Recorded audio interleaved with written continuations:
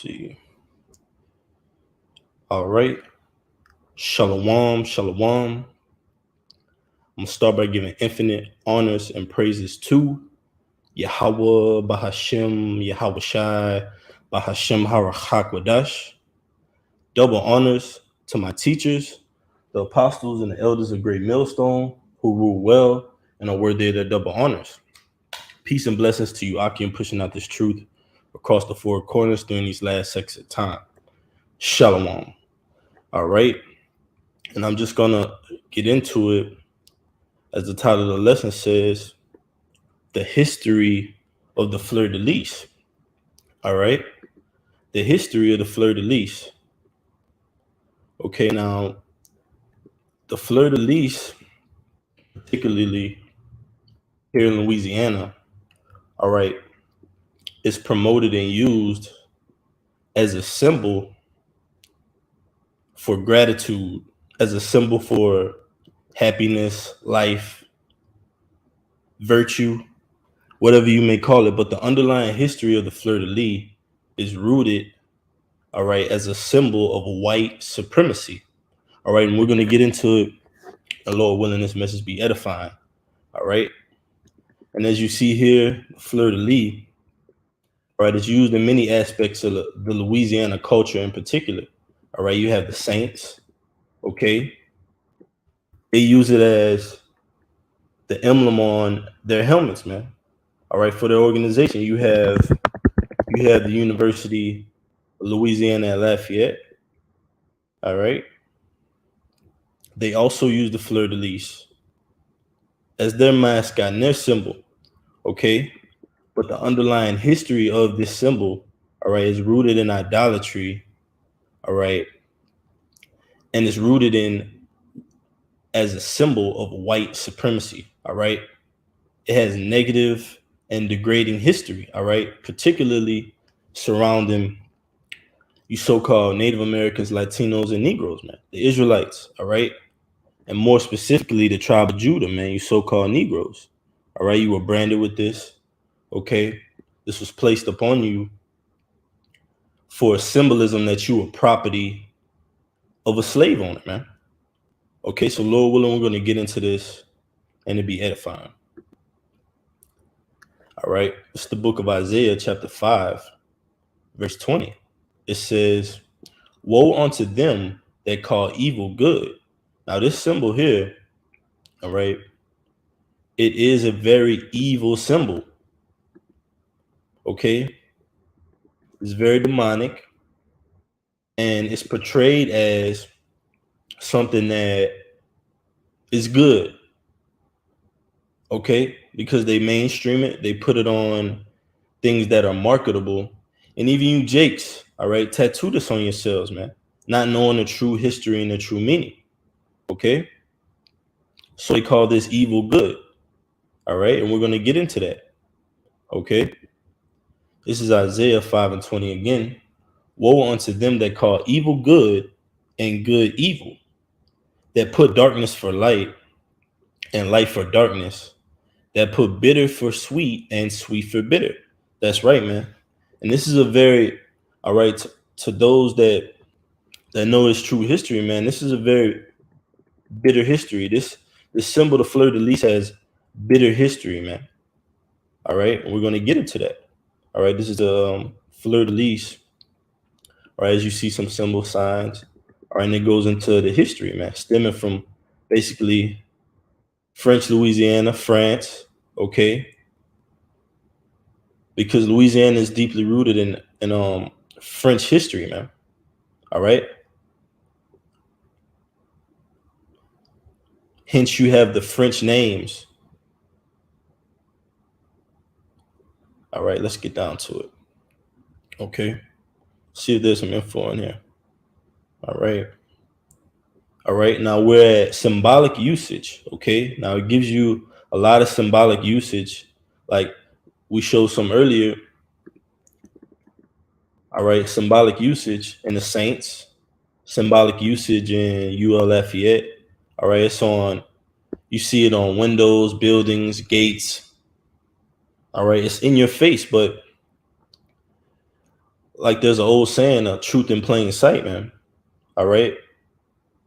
The oppressor is putting it in your face, and Jake is he's thinking it as if something for good, but it really has wicked history. And we're gonna prove that. All right. It says symbolic usage. All right. It says some modern usage of the fleur de lis reflects the continuing presence of heraldry in everyday life, often intentionally. Now, I want to get that real quick, that word heraldry, online etymology.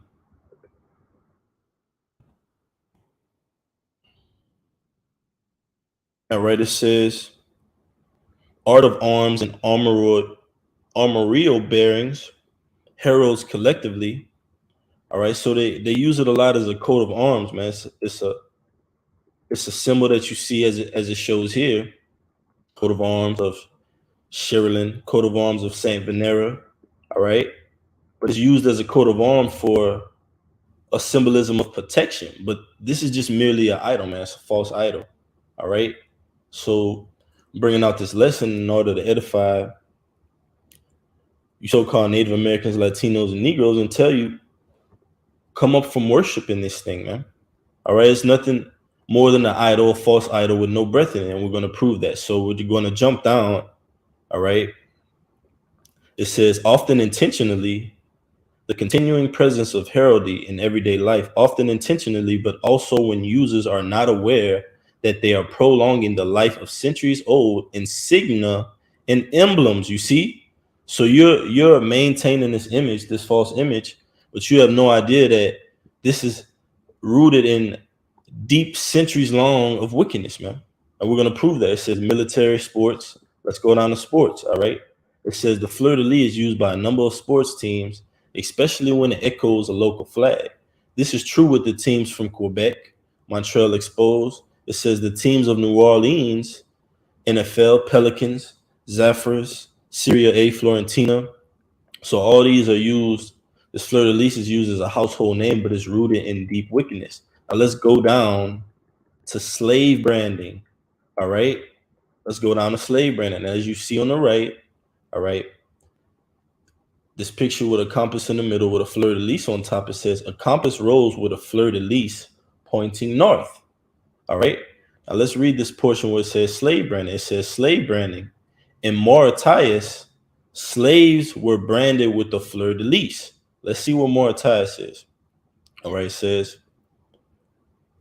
Mauritius was successively colonized by the Netherlands, France, and Great Britain.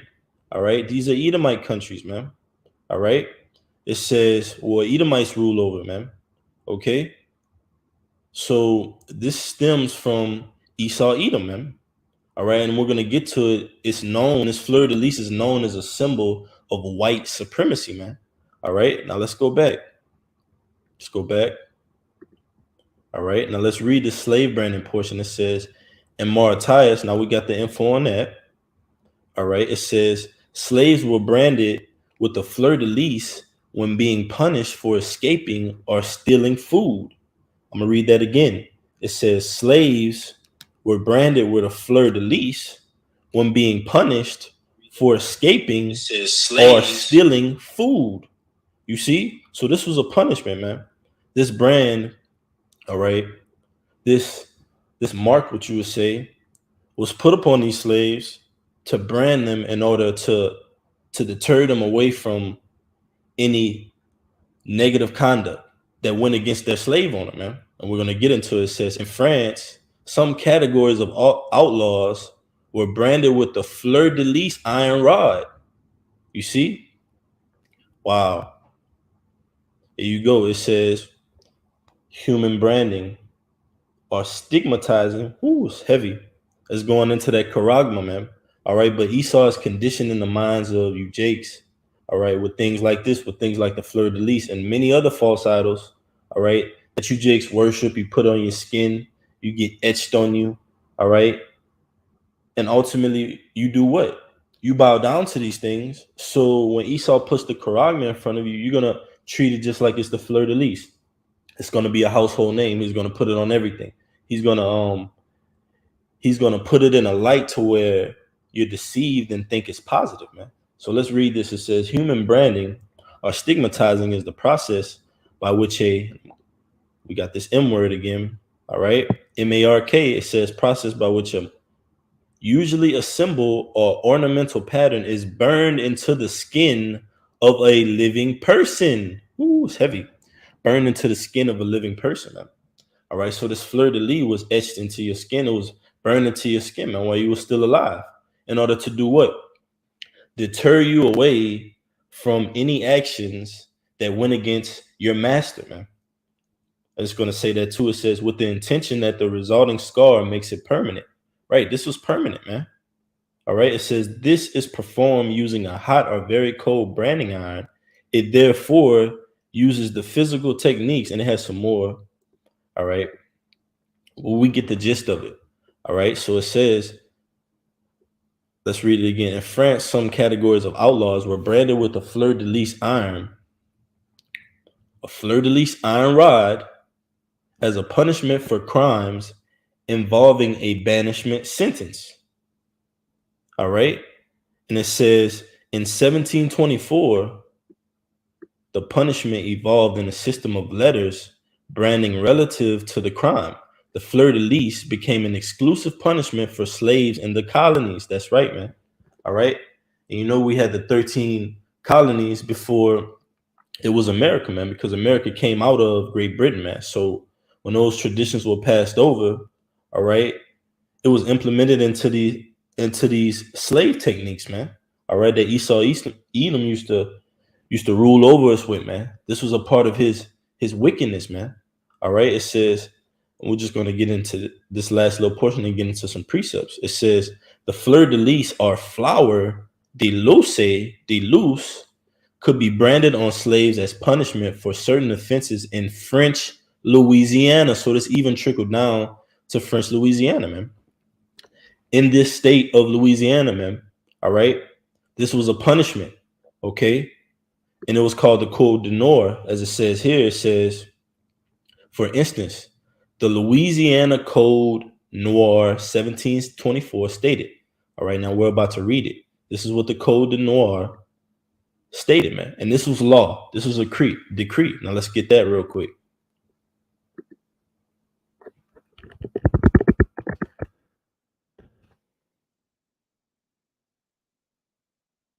It says, woe, Isaiah 10:1, woe unto them that decree unrighteous decrees. Now, this was completely unrighteous, man, done by Esau Edom, man. All right, the earth was given into the hands of the wicked. If Esau Edom didn't implement this code noir, this fleur de lis, all right, these things aren't imaginary. It's in your face. You see it when you're driving down the street to the supermarket, at the stop sign light. You see fleur de lises everywhere, man.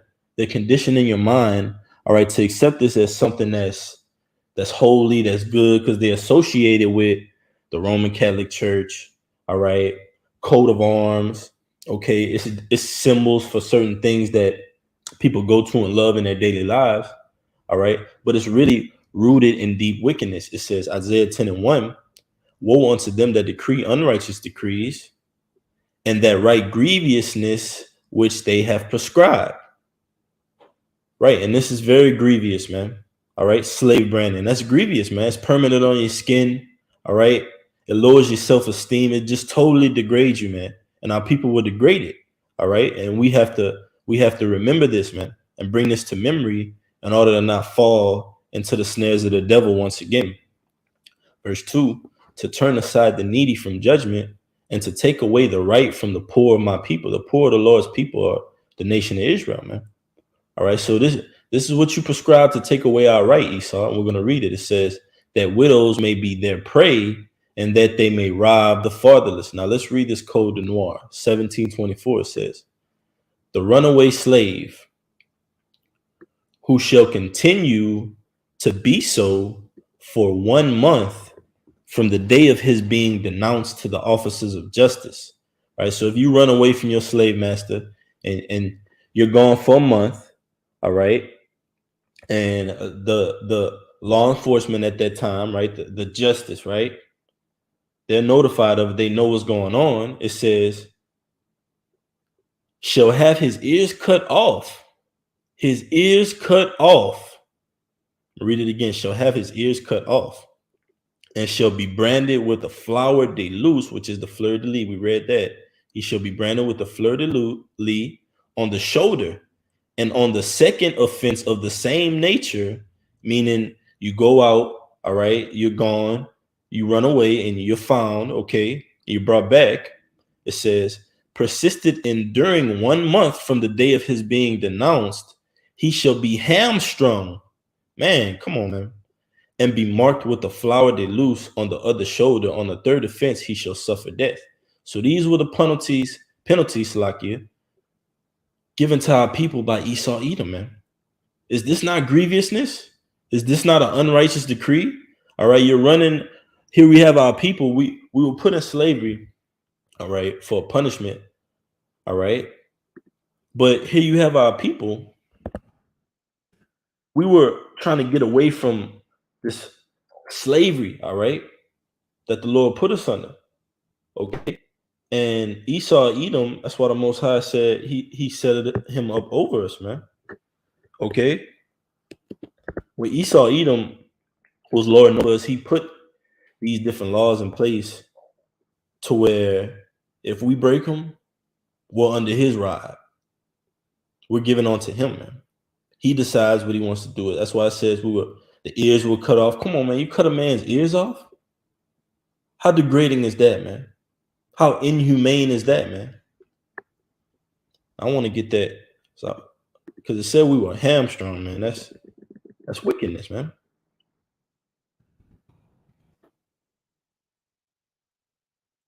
Here you go. This is what he did to us. He cut our ears off first, and then he hamstrung us. This is hamstrung. It says to disable, to render useless, a figurative verbal extension from hamstring, tendon at the back of the knee. Cutting this would render a person or animal lame. Wow. Useless, man. Disabled, man. So he cut our ears off first, and then if we did it a second time, he disabled us, man. Which is really killing us. We have nothing left, man. And the third time, okay, death. But you could have literally given us death at that any moment if you wanted to, man, because we were in your hands, Esau. We're in your hands to this day. All right, this is Deuteronomy chapter 4, verse 27. And the Lord shall scatter you among the nations, and ye shall be left few in number among the heathen, whither the Lord shall lead you. And the Lord scattered us among many nations, man. That's why you have Israelites across the four corners. They're calling upon the name of the Lord from different nations, all right, across the four corners, proving that the Most High scattered us and put our spirits, all right, in different land masses amongst different nations, man, all right, because you have Israelites that'll look like another nation, man, but their spirit bear witness that they're children of the Most High, man, all right. That's the majesty of Yahweh Shem Yahushua. Esau Edom can't do that, man. You only put and placed above us for a certain period of time. It says, and there ye shall serve gods, the work of men's hands, wood and stone, which neither see, nor hear, nor eat, nor smell. That's right, man. And this fleur de lis, this can't see. Let's read it again. All right. It's Deuteronomy 4 and 28. And there ye shall serve gods, the work of men's hands. This is the work of men's hands. All right. It says wood and stone, which neither see, nor hear, nor eat, nor smell. This fleur de lis neither sees, nor hears, nor eats, nor smell, man. It's a graven image. It's made by the hands of men. All right. But yet our people, we cherish this. All right. We hold this in high regard. Man, some of you so-called Native Americans, Latinos, and Negroes, all right, you put this fleur de lis above Yahweh Shem Yahushua, man, above your power. And we're going to get into that. All right, so let's go from here. I have this article, all right. Me and the elder brother brought this out a couple years ago, but it had some real deep information going into the origins of the fleur de lis. So let's read it. It says, origins of the fleur de lis. The symbol we know today as the fleur de lis has ancient roots in Babylonia and Egypt. In Egypt, an early symbol for the asp is said to have been an early prototype for the first fleur de lis. Now let's look up the asp. All right. This was the early prototype for the fleur de lis. All right. This is the, let's see if we can get it. Asp.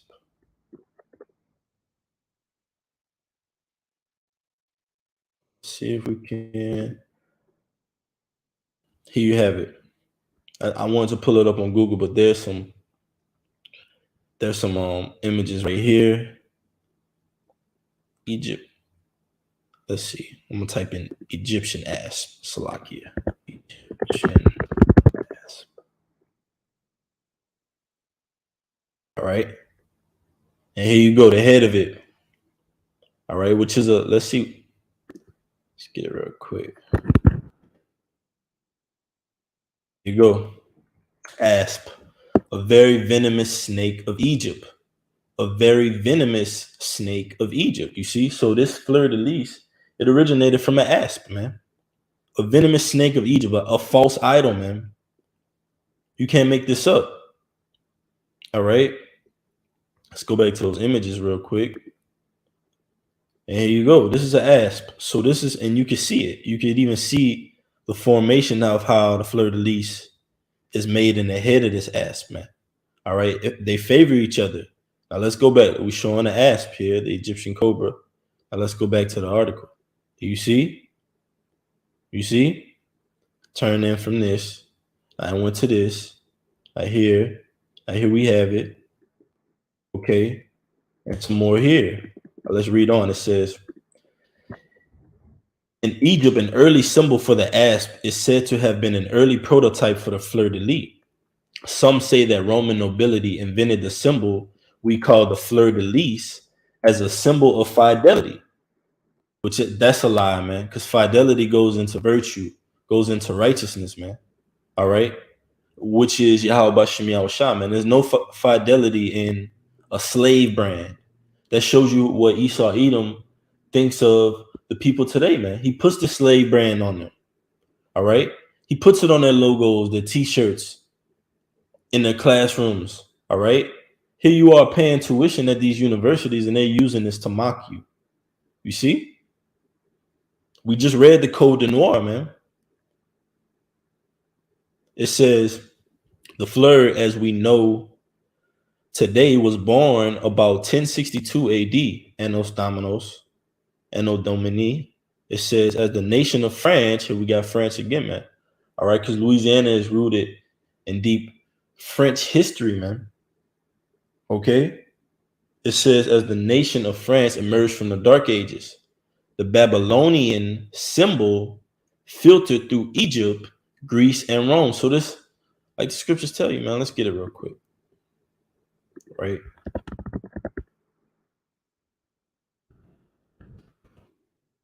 Right.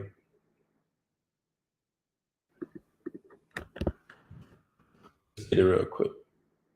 See if it pulls up. This is Ecclesiastes 1:9. It says, the thing that had been, it is that which shall be. So this thing had already been before time, man. The Most High just recycled this back onto these times. And now here you have it being a symbol for Mardi Gras in Louisiana. All right. For the sports teams. Okay. For the schools, the classrooms. So what do you think, if this is the symbol that Louisiana portrays, what do you think its history is rooted in? Louisiana has a deep slave history, man. All right. And we're proving that. All right. And let's get into this article some more. It says, see if there's any more. It says, the Babylonian symbol, filtered through Egypt, Greece, and Rome, appears very early in France. Clovis, a near mythical founder of France, is said to have received the fleur directly from heaven. Right, man. That's false. Where's that in the scriptures? That's not in the scriptures. All right. So you mean to tell me this guy received If anything, you received a false idol from heaven, right? Back at Ecclesiastes 1 and 9, the thing that had been, it is that which shall be. And that which is done is that which shall be done.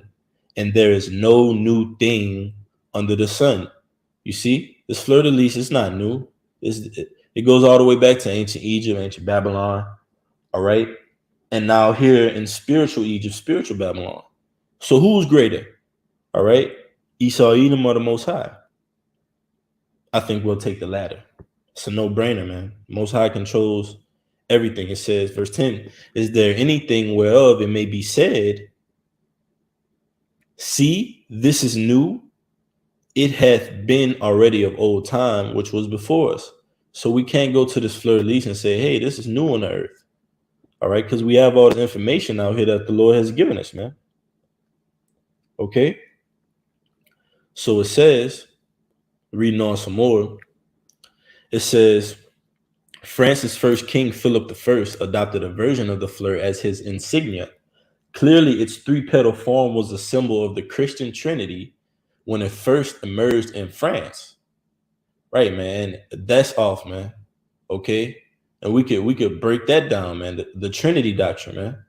All right. But this is the type of culture that these Christians worship, man. Still to this day. All right. They still believe in that BS Holy Trinity doctrine, man. Okay. They're three separate entities. All right. Yahweh, Bahashem, Yahweh Shai, man. Bahashem HaRachakwadash. Okay.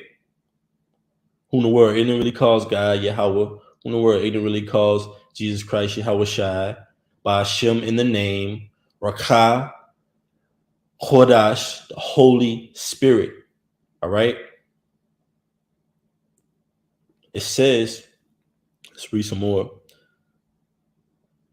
The French fleur de lis is said to be a style lily or iris and appeared on battle flags, crowns, and shields of the House of Bourbon from the Duchy of New Orleans, who became the kings of France. The fleur from Orleans slowly developed into a symbol not just of French royalty, but also of France. All right. And you have what's called, still to this day, they call it French Louisiana, man. All right. People speak French and broken French, man. All right. The Creole culture, all that is wickedness, man. All right. The Lord didn't call us Creole. All right. The Lord called us Yasharala. All right. Prince of the power. Okay. Sons of Yahweh Bashem Yahushua. Okay. It says, when it appeared in, let's see if we got some more. Man. Now let's go back to the scriptures, and then we're going to get some more articles as well. But I just wanted to tap into that. Okay. Matter of fact, let's read some more history. All right. Let's read some more history. I'm going to start from here. It says, when the French explorer Sieur de La Salle laid claim to the Mississippi Valley on April 9th, 1682, in the name of France's King Louis, the territory was named Louisiana in Louis' honor. So Louisiana, all right, the territory of Louisiana comes from France's King Louis, all right? So that's how you get Louisiana. It says LaSalle planet Salakia, all right? A white flag with gold fleur de lis on it. All right, so this was symbolizing them being conquerors, man. Their power over the slaves, because when you brand a slave with this, you're showing them that, hey, I own you, I control you. So by them putting this out here, putting it on the flag, symbolizing we conquered, they're symbolizing that they have conquered. They have Salakia, control over you Israelites, man. Still to this day. It says French settlers who founded La Nouvelle Orleans. You see these names, man, these French names. All right.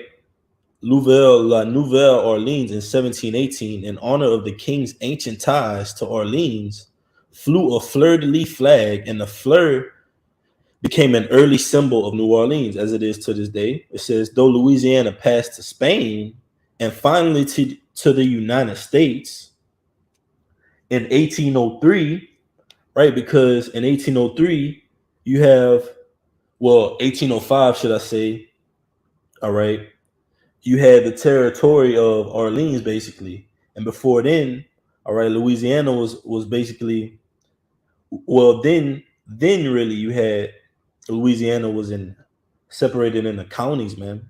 All right. You had counties like Opelousas County, Rapides County, Natchitoches County, Osheta County, Iberville County. All right. But today they're in parishes, man. All right. San Landry Parish, all right, Rapides Parish. You still have those names today. Okay. But it says, here we are, it says French settlers who founded La Nouvelle New Orleans in 1718 in honor of the king's ancient ties to Orleans flew a fleur-de-lis flag, and the fleur became an early symbol of Orleans, though Louisiana passed to Spain and finally to the United States in 1803. The ancient and Salakia for these words, Akim. It says the ancient stylized iris or lily from Orleans has remained the most enduring symbol of New Orleans, celebrated in art, architecture, and jewelry for centuries. Over the centuries, artists and jewelers have created hundreds of styles of fleur de lis. There's no one single correct fleur. Instead, there are hundreds of variations created over countries, right? It says, and let's read that again. Over the centuries, artists and jewelers have created hundreds of styles of fleur de lis, right? Because that's the work of the hands of men. That's not the work of the hands of Yahweh Shem Yahweh Shai, man. All right? That's the work of the hands of men. Okay, now let's go back and get the scripture. All right? Because we were ultimately forced to worship these things, man. All right?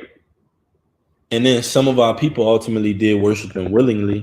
Okay, but Esau Edom made us worship this fleur de lis, man. Literally. All right, let's get it real quick.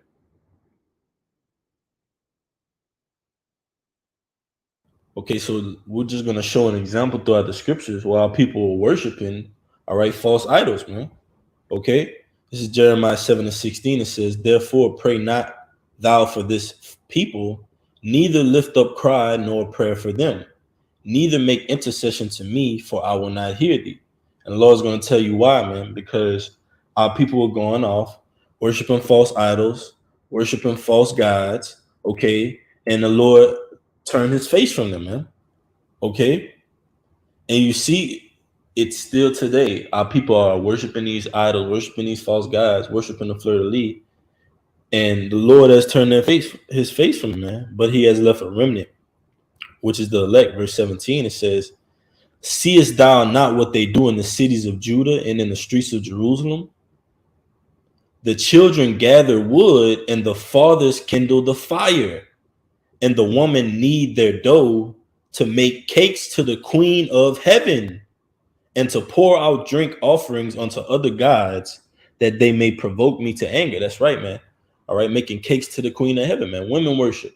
All right, and ultimately, that's what this symbol is a representation of, man. All right, this offering to another god, man. Because the fleur de lis is used, people go on dates, people use it in their relationships, they use it for a symbol of love, man. All right, but it's really a symbol of white supremacy, okay, and slavery. All right, it says, and also just mention, all right, that in the Leviticus priesthood, all right, the Levites even made cakes unto the Most High and other burnt offerings. But our men and women, as it says here, they were making cakes to the other gods, man, and worshiping them, man. All right. So that just shows you the wickedness, man, that was amongst Israel. It says, verse 19, "Do they provoke me to anger? Said the Lord. Do they not provoke themselves to the confusion of their own faces?" That's right, man. Because you're literally worshiping something that can't breathe, can't eat, can't smell, can't walk, can't talk. All right. So you're fooling yourself, man. Worshiping this thing, man. The Lord is going to say that, and we're going to get that. All right. But let's go back into some more articles, man. Just going in on different accounts of this Fleur de Lis, man. It's showing this wickedness. It says, this is from USA Today, Story News Nation. It says, historians say Fleur de Lis. There we go. It's messing up. Let me go back. Salakia Akim. It got me off of that. Let me go back to it. Can't stop the word. It says, historians say, here we go. See, hey man, when you start doing something productive for the Lord, these things come out of the woodworks, man. All right, but we're gonna make this edifying in the name of Yahweh Shem Yahushua. It says, historians say Fleur de Lis has troubled history. All right. White and Yates, it says New Orleans, Louisiana, July 10th, 2015. It says New Orleans. Fleur de Lis is a symbol that is deeply ingrained in the Louisiana history. Seen in architecture, the state flag, and on helmets of saints, it's everywhere. But while it is now seen as the mark, I'll just say the symbol, okay? So they won't flag the page. It says, but while it is now seen as the symbol of the state, it was once used to mark slaves. And some may wonder whether there are parallels to the Confederate flag. Code Noir, you see? Code Noir coming up again. Those words are French and mean black code. You have it. Black code. All right? Says slave historian Dr. Ibrahima Sek. So Code Noir means black code, man. Noir. Code. Noir. Black. All right? It says the black code was a set of regulations adopted in Louisiana. So it was implemented in Louisiana, and it was the law of the land, man. Okay? It says from other French colonies around the world, meant to govern the state's slave population. Ooh, so this was a way of controlling the state slave population, man. Because as it reads here, we're going to go back to it again. All right, this is the Code Noir. It says the runaway slave who shall continue to be so for 1 month from the day of his being denounced to the officers of justice shall have his ears cut off and shall be branded with the flower de luce, the fleur de lis, on the shoulder, and on the second offense of the same nature, persisted enduring 1 month from the day of his being denounced, he shall be hamstrung and be marked with the fleur de lis on the other shoulder. On the third offense, he shall suffer death. That's right, man. So it says the Black Code was a set of regulations adopted in Louisiana in 1724 from other French colonies around the world, meant to govern the state slave population. Sec said those rules include branding slaves with the fleur de lis as punishment for running away. See if they got some more. It says he would be taken before a court, and the sentence would be branding on one shoulder and with the fleur de lis, and then they would crop their ears. Sec said, that's right, man, cut their ears off. It says Sec said if that slave ran away a second time, he or she would be branded again, but with another brutality added, and we brought that out. Their hamstring will be cut off. It said to him, and this is the guy speaking. All right, and this is just info showing you that it's out there, man. The Most High has made this info available, man. All right, but you have to attain unto it. It says to him, this symbol only brings sad thoughts. As an African, I find it painful. You're not an African, you're Jake, man. Because if you're coping with the past history of slavery, and you're deeply saddened by the things that Esau Edom did to our people, why are you deeply saddened by it? Because you have that connection with it, because that's your people, man. So this guy's likely Jake, man. It says, as an African, as an Israelite, right, I find it painful, and I think people whose ancestors were enslaved here may feel it even harder than I do as an Israelite. Oh, he said, okay. He said, I think people whose ancestors were enslaved here may feel it even harder than I do as a, okay. It says, now let's go to, okay, some more information. It says it was a brutal way of scarring someone and also identifying someone as a particular troublemaker. That's right, man, more history. So let's get a little more history All right, let's see if we got some more. Okay, let's get into this precept. All right, this is the book of letter. This is the letter of Jeremiah in Apocrypha, chapter 1, start at 25, and I'm gonna jump down. It says, "The things wherein," letter of Jeremiah 1 and 25, "the things wherein there is no breath are bought for a most high price." That's right, man. The things wherein there is no breath are bought for a most high price. Now let's show that.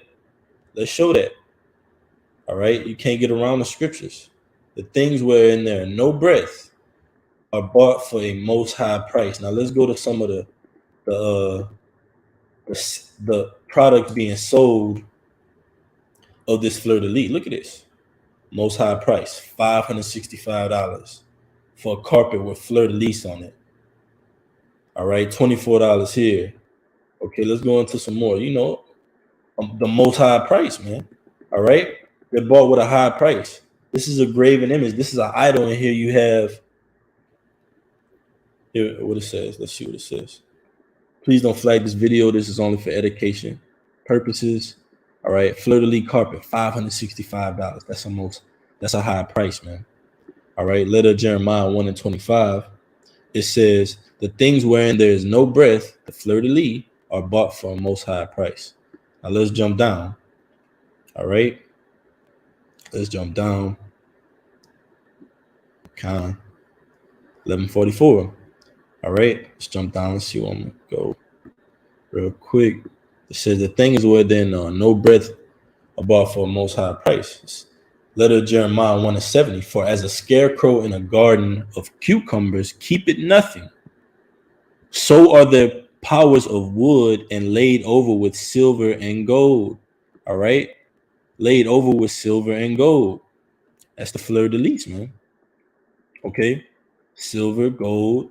Okay, but as the scarecrow in the garden, and what was the scarecrow looking for on Wizard of Oz, man? He's looking for a brain because he had no life in him. All right, he was useless. All right, he was definitely was lame. So if literally Edom has tried to take our breath from us by these false images, man, because he branded it with us, and literally if we disobeyed, he branded us again. Okay, and in a way make us worship it, because here you have it, your ears getting cropped, your hamstrings getting cut off, and next thing you know, he's putting you to death, man. All right, so it says, "And likewise their gods of wood and laid over with silver and gold are like to a white thorn in an orchard, that every bird sitteth upon, as also to a dead body that is east into the dark." That's right, man. So the scriptures tell us we are to offer up spiritual sacrifices, man. All right, not sacrifices of wood and stone, man. Okay, engraven images. Okay, it says, "And ye shall know them to be no gods by the bright purple that rideth upon them, and they themselves afterwards shall be eaten and shall be a reproach in the country." That's right, man. These things are going to be eaten up in that lake of fire, man. All right, they're being eaten up by the men of the Lord, edifying on these certain topics, amongst other topics.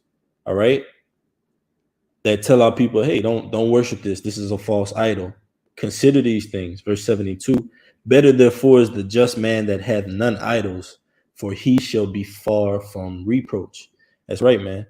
He shall be far from reproach.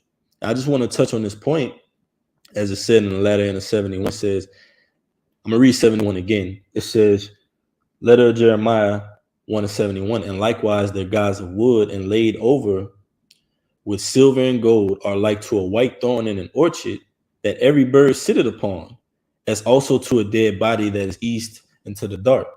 Right, man. And the Lord, we don't like in our power.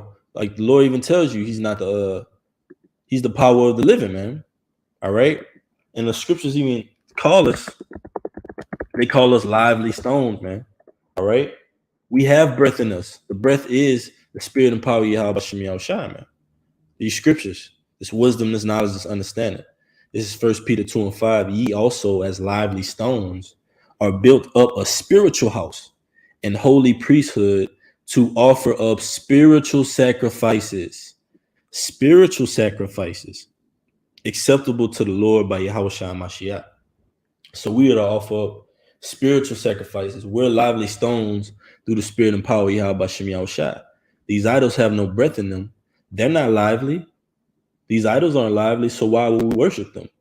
That's why the Most High is ultimately angry with his people, because here you have it centuries and thousands of years later. Our people are still doing the same thing, man. All right. And this symbol fleur de lis is associated with much wickedness, man. All right. Our people, and it even scriptures even tell you our people were basically delivered into the land of Israel. All right. When they first came out of the wilderness, the Lord basically allowed them to cross over the river of Jordan. All right. Now people started to go off. All right.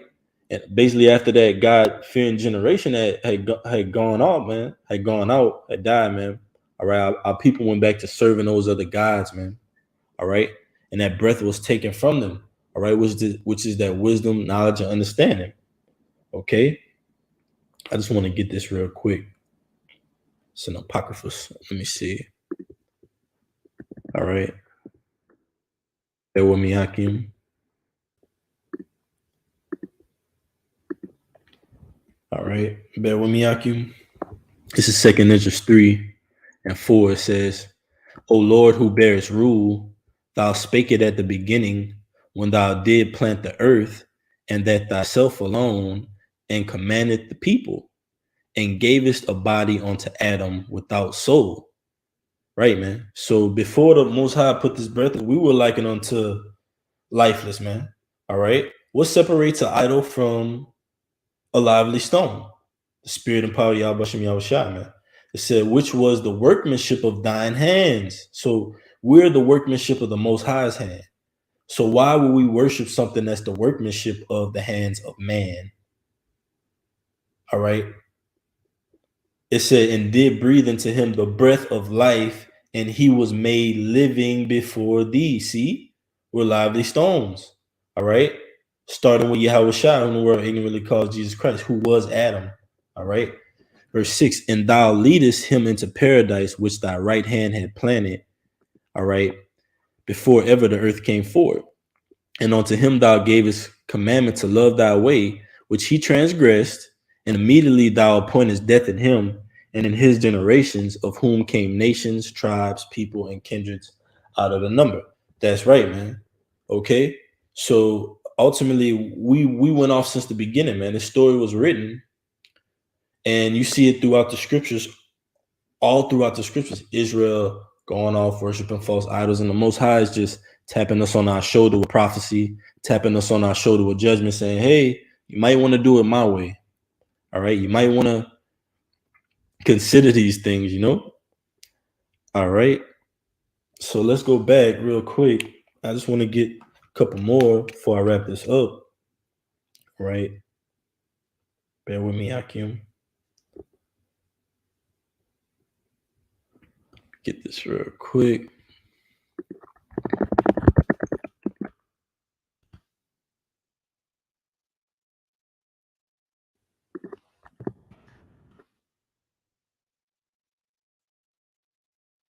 Let's go to Judges. It's 15. I think I read up. This is Judges 2 and 12. Call on Yahweh Bashem Yahweh Shai. Start at 11. And the children of Israel did evil in the sight of the Lord and served Baalim. All right, another false god. Okay. And they forsook the Lord Yahweh, power of their fathers, which brought them out of the land of Egypt, and followed other gods of the people that were round about them. Until this day, man, we're worshiping the gods of the people that are round about us, man. All right. It says, of the gods of the people that were round about them, and bowed themselves onto them, and served Baal and Ashtaroth. That's right, man. Okay. The queen of heaven, man, as we read back in Jeremiah, man. Okay. Read 13 says, and they forsook the Lord and served Baal and Asheroth, and anger of the Lord was hot against Israel, and he delivered them into the hands of spoilers that spoiled them, and he sold them into the hands of their enemies. round about so that they could not any longer stand before their enemies. That's right. So since you want to worship these false idols that your enemies worship, all right, then I'm gonna give you over to them. And that's what the Lord did, man. All right. And I just want to get that because the victory starts when you cast off these other gods. All right. You start to be more spiritual in the Lord when you take off and put off all the way these false idols, man. The scripture is going to say that. It's Isaiah 30 and 20. It says, and though the Lord give you the bread of adversity and the water of affliction, yet shall not thy teachers be removed into a corner anymore, but thine eyes shall see thy teacher. That's right, man. And we see our teachers, the apostles of Great Millstone, on down to the least of us, man. All right. The Most High is making it manifest who the Lord is dealing with. All right. And our teachers are telling us and directing us to, hey, put away those false idols, call upon the name of Yahweh Shem Yahushua, don't take the charagma. Verse 21, and thine ears shall hear a word behind thee, saying, this is the way, walk ye in it, when ye turn to the right hand and when ye turn to the left. You see? So that's spiritually the Lord is putting the apostles behind us and telling us, hey, do this, do that, edify on this, break it down this way. But ultimately it's through Yahweh Shem Yahushua, man. All right. And it says, verse 23, and here's Salaki verse 22, here's the point. It says, ye shall defile also the covering of thy graving images of silver, and the ornament of thy molten images of gold. Thou shalt cast them away as a menstruous cloth. Thou shalt say unto it, get thee hence. That's right, man. Get thee hence, Fleur de lis. All right. Disassociate yourself with this symbol, man. All right. And we know we get, hey, it's even down to this. You get letterheads with this on it. You get papers from the job. You get all types of things, like sometimes even sensitive information, and you know what I mean, things that might just have this on it. So we're not saying to be over righteous and just burn your check or burn your court document or your medical document. You know what I mean? That has something like this on it. Hey, we're just saying spiritually put it away, man. All right. There's no new thing under the sun. Let's go back. Right. And it said, read the letter. And again, it says, thou shalt cast them away as a menstruous cloth. Thou shalt say unto it, get thee hence, man. And these idols are likened unto a menstruous cloth, man, because they're defiled. They're disgusting, man. They have no breath in them. All right. No life in them. Okay. Let me get it real quick. This is Habakkuk. Let me just type chart 2. This is Habakkuk chapter 2, verse 18. It says, what profited the graven image that the maker thereof had graven it, the molten image and a teacher of lies, that the maker of his work trusted therein to make dumb idols? It says, woe unto him that set to the wood, awake, to the dumb stone arise, it shall teach. Behold, it is laid over with gold and silver, and there is no breath at all in the midst of it. But the Lord is in his holy temple. Let all the earth keep silence before him. That's right, man. There's no breath in these things, man. All right. These things, can a Fleur de lis teach? Can an Onk teach? All right. Can these other guys of these other nations, can they teach you the name of the Lord? Have they taught you the name of the Lord? No, man. That's why it's so important to cast these idols away and not overlook them. All right. And say, hey, oh, it's just no big deal. All right. It's small. It's insignificant, because as you see, everything has a meaning, man. This Fleur de lis has a deep rooted meaning in it, man. A deep evil meaning. All right. Bear with me, Akim. Bear with me. Get this other one. This is Sirach 5 and 15. It says, be not ignorant of anything in a great matter or small. That's right, man. Be not ignorant in anything, a great matter or small. So a lot of things, everything has a meaning, all right, behind it. So it will behoove you to look into that and not just put these things away as just, oh, simple, or it's for the kids, or you know what? That's old. That happened a long time ago. It doesn't matter. Yes, it matters, because look at the agenda that's being put in place. All right. Fleur de Lis is just another idol that's being used, all right, to further this NWO, man. All right. Wisdom of Solomon 5 and 15, it says, "For they counted all the idols of the heathens to be gods, which neither have the use of eyes to see, nor noses to draw breath, nor ears to hear, nor fingers of hands to handle. Whew. And as for their feet, they are slow to go. For man made them, and he that borrowed his own spirit fashioned them." Ooh, man, your spirit not even yours, man. Your spirit is of Yahweh Shem Yahushua, but here you are worshiping a image that's made by the hands of man. You worship Yahweh Shem Yahushua. It says, "But no man can make a God like unto himself." That's right, man. You see? And that's, I'm gonna read the rest. It says, verse 17, "For being mortal, he worketh a dead thing with wicked hands." That's right. That dead thing is that false idol, wood, stone, the fleur de lis. All right. And many more. It says, "For he himself is better than the things which he worship." That's right. Why are you worshiping these things? They can't talk. They can't give you advice. They can't give you sound counsel. They can't call upon the name of the Lord. They're going to be burnt up in this third world war, man. All right. So now's the time to put away those false idols. It says, "Whereas he lived once, but they never." Ooh, man, that's heavy. All right, these idols, man, that's heavy. Hey, that's plain. It says, "Yea, they worship those beasts also that are most hateful, for being compared together, some are worse than others. Neither are they beautiful, so much as to be desired in respect of beasts, but they went without the praise of the Most High and his blessing." That's right, man. They went without the praise of the Most High and his blessing, man. All right. This is Sirach 5. It's like you. Let's go back and I'm going to read it again. I'm going to just conclude this. All right. Sirach 5 and 15. "Be not ignorant of anything in a great matter or small.